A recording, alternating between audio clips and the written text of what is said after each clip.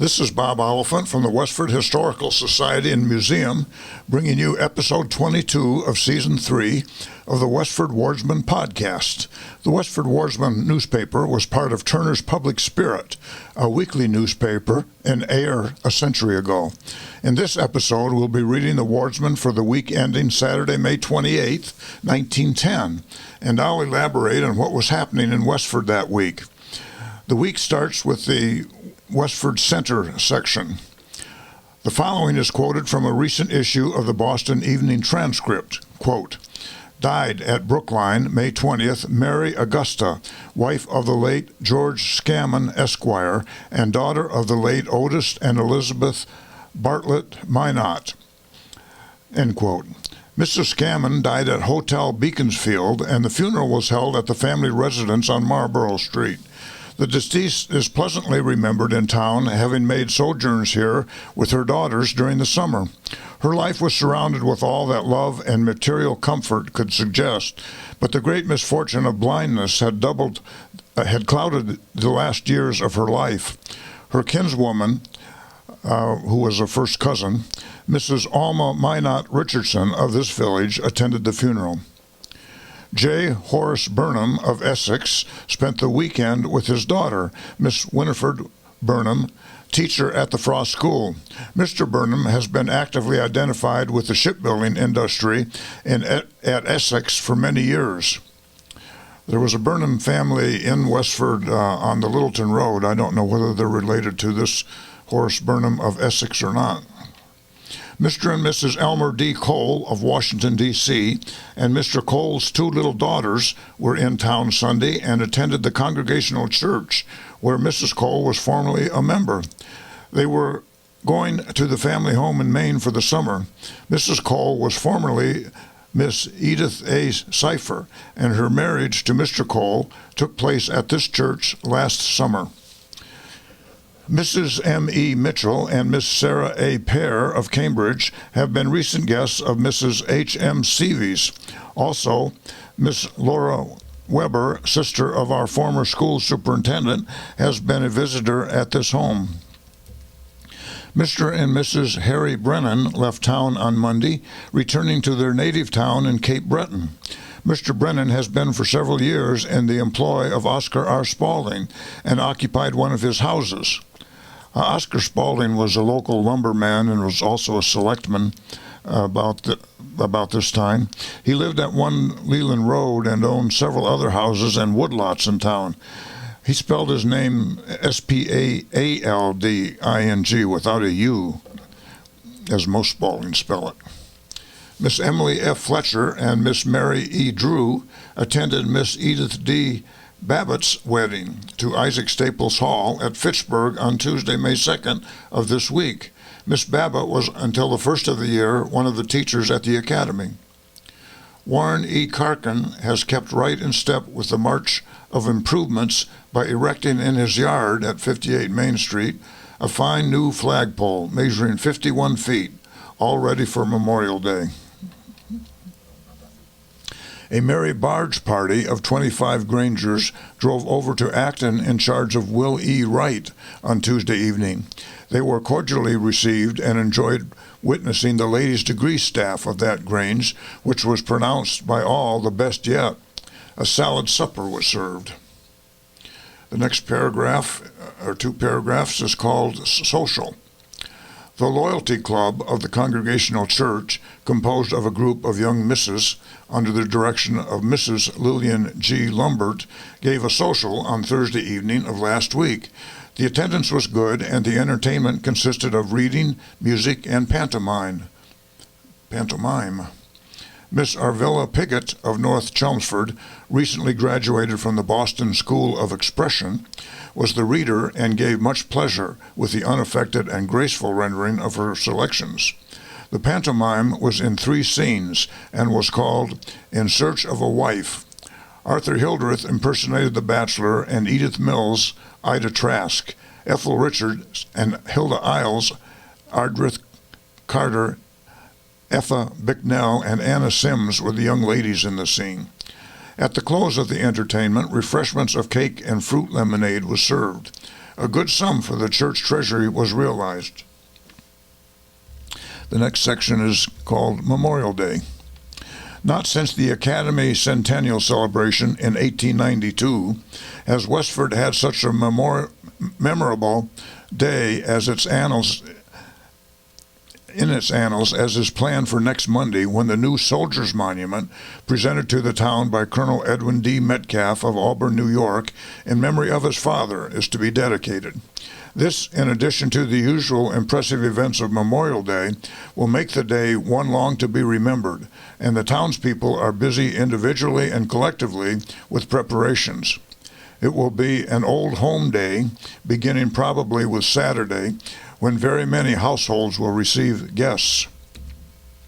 Sunday, the Union Memorial Service will be with the Union Congregational Church at 10:30 in the morning. Reverend David Wallace will preach the sermon, and the other pastors in town will participate in the services, and the United Choirs will sustain the musical part of the service. The members of the Westford Veteran Association will be the guests of honor. In the afternoon, they will decorate the graves of their comrades. Monday, the unveiling of the monument will take place at 11:30, followed by the dinner at 1:30 p.m., to be served in a tent erected on the common. The after-dinner exercises held in the tent will include an address by the Honorable John D. Long and singing by the Weber Quartet of Boston. Music will be furnished during the day by the Nashua Military Band.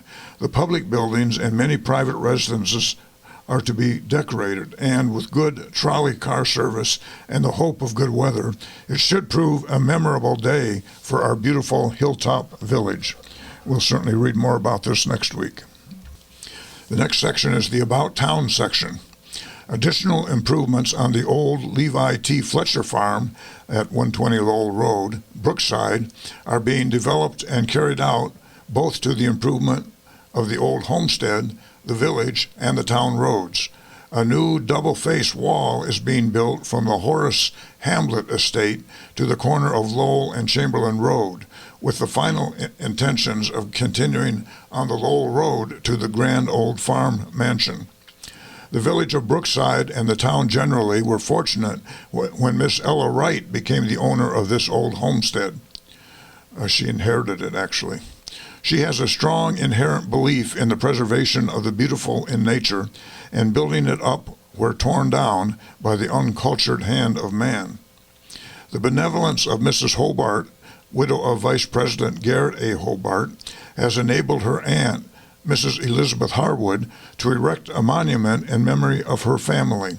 Mrs. Harwood has also put the lot in good condition. I believe that's a reference to the cemetery lot. Miss Mabel Drew and Mrs. H.V. Hildreth were chosen delegates to represent the Unitarian Church at the annual meeting of the Unitarian Association, which was held in Boston this week. Mrs. Arthur Lamoureux died at her home at Brookside early Tuesday morning, aged 32 years. She leaves 5 small children. The funeral took place on Wednesday morning from St. Catherine's Church, Graniteville. Burial was in St. Catherine's Cemetery.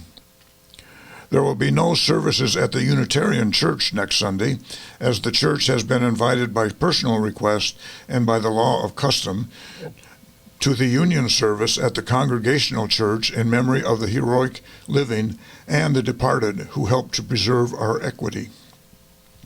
The next section is called Alliance Meeting. Lowell, Littleton, Chelmsford, and Shirley were well represented at the Alliance meeting in the vestry of the Unitarian Church last week, Thursday afternoon.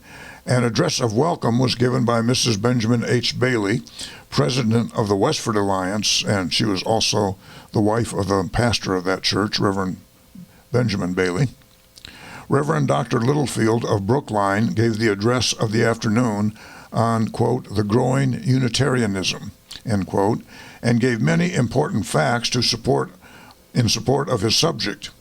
After the address, a social hour followed, at which time Mrs. George T. Day thoughtfully and generously entertained the company by selections on the Victor talking machine, also called a Victrola.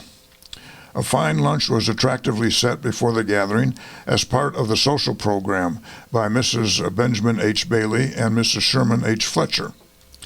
The reception committee were Mrs. Benjamin H. Bailey, Mrs. Harrison Belding Hall, Mrs. Sherman H. Fletcher, Mrs. Alma Richardson, Miss Clara Smith, and Miss Emily F. Fletcher. White and purple lilacs with which the vestry was decorated was one of the inspirational factors with which thoughtful hands had prepared. The next section is the Forge Village section. Edmund J. Hunt and William Hunt have purchased what is known as the Stephen Hutchins Farm in Westford from George Brown. The property comprises over 100 acres of land with fruit trees, a 10-room house, barn, and other buildings, livestock, farm implements, and wagons. George Brown, who came into possession of the farm after the death of his grandfather, the late Stephen Hutchins, which occurred last March, has accepted a position with Thatcher and Ireland of Littleton and moved this week. The Hunt brothers will take possession with their families immediately. This was the old Colonel John Robinson farm at 17 Robinson Road, which at the time consisted primarily of a large colonial-era house and a very large barn. The old house and barn were destroyed by fire on July 11th, 1937, unfortunately. There is a marker on Robinson Road at the site of this house, which is now occupied by a small ranch. The musical recital given by Miss Sarah Precious at her home on Pleasant Street on Saturday evening proved a very enjoyable affair. A large number of relatives and friends of the pupils were present. An excellent program was given, at the conclusion of which sandwiches, cake, ice cream, and coffee was served. Owing to the rain on Saturday, the baseball game between the Lions of this village and the Crescents of Lowell was postponed. Philip D. Lord has been confined to his home the past few days by illness. Miss Annie P. Keefe of Townsend Harbor spent Saturday and Sunday as the guest of Mr. and Mrs. John Carmichael. The many friends of William Burnett will be sorry to hear that he is at St. Vincent's Hospital, Worcester, where he underwent an operation on Sunday for the removal of his left eye.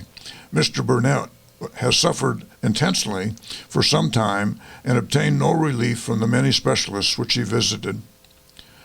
Mr. and Mrs. Harrison Sargent and their little granddaughter, Miss Arlene Tanner of East Pepperell, were entertained Wednesday and Thursday by Mr. and Mrs. David Lord at their home on Pleasant Street. Mrs. George Kugel is suffering from a sprained shoulder as the result of a fall she received Monday at her home. Dr. Cyril A. Blaney is the attending physician. Mr. and Mrs. John Venn are moving into the house vacated by William Hunt and family. The next section is about a concert.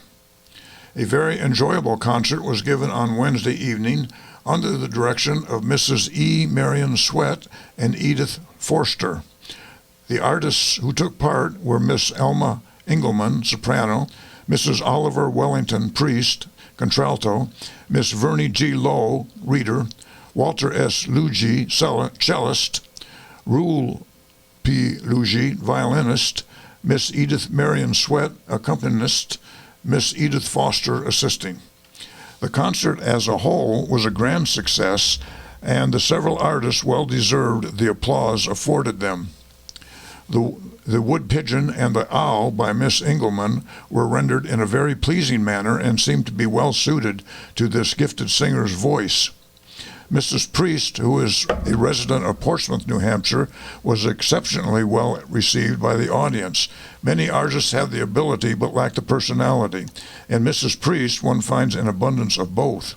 Her rich contralto voice was particularly well adapted to the selections she rendered. Goodbye, Sweet Day, with cello obbligato, and Lethe, with violin obbligato, and Thy Name, deserving particular mention. Miss Lowe's readings were of high order, and her rendition of Miss Maloney on the Chinese question afforded great pleasure to the large audience. That was undoubtedly a humorous reading. The Luigi brothers are very well known to our readers, and their playing was a repetition of their usual display of ability.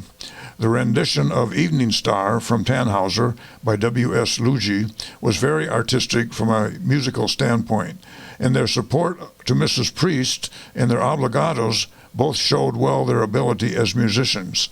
Miss Sweet demonstrated very marked ability as an accompanist, and throughout the entire program, the several soloists were well supported in a pleasing manner by her able work. Miss Edith Foster, as accompanist with a trio composed of piano, violin, and cello, did much to prove her ability as an accompanist, which was well demonstrated. The affair was the event of the season and was much enjoyed by the audience, as evidenced by the applause generously given each number. The next section is the Graniteville section.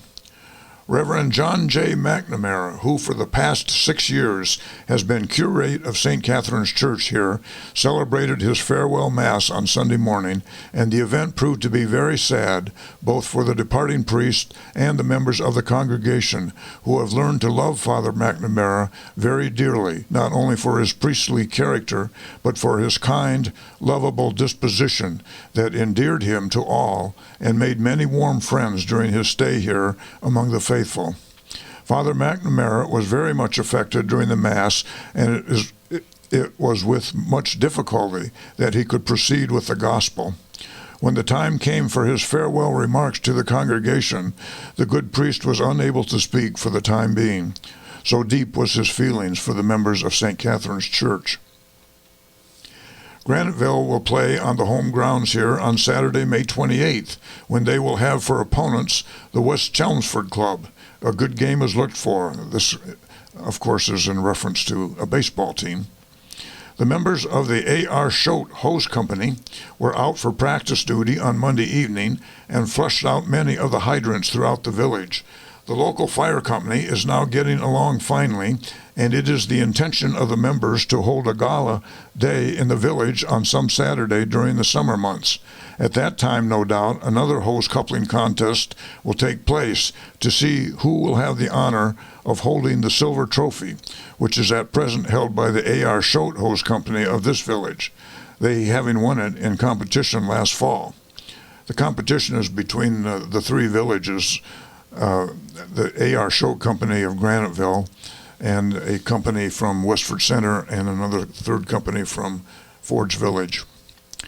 Robert J. McCarthy, past Chief Ranger of Court 170 MCOF, that's the Massachusetts Catholic Order of Foresters, attended the Grand Court Convention as a delegate that was held at Faneuil Hall, Boston, during this week. The teachers of the Sergeant School here held commemorative exercises of Memorial Day on Friday afternoon. The Ladies' Aid Society of the Methodist Episcopal Church held a baked bean supper in the vestry on last Thursday evening. After the supper, an entertainment was given, which was very entertaining. Henry Smith had general charge of the entertainment, and the ladies had charge of the supper. That's the news in Westford for the week ending May 28th, 1910. Thank you for listening, and thanks to Ryan Cousins of WestfordCAT for providing technical support. You can find transcriptions and podcasts from the Wardsman at our website at museum.westford.org, or visit the Historical Society's Facebook page for more Westford news from a century ago. This is Bob Oliphant, and I hope you will join us for next week's Westford Wardsman podcast. Thank you.